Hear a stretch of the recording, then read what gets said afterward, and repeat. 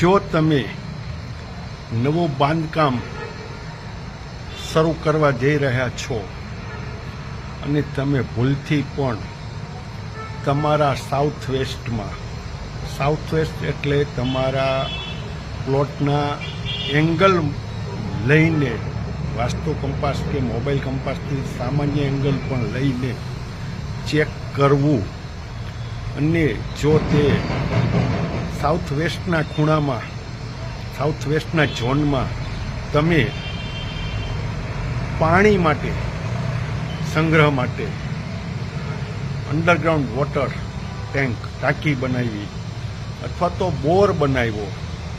તો તમારું વાસ્તુ નબળું થશે અને તમારું મકાન પૂરું થવામાં બહુ જ ઝાઝો સમય લેશે।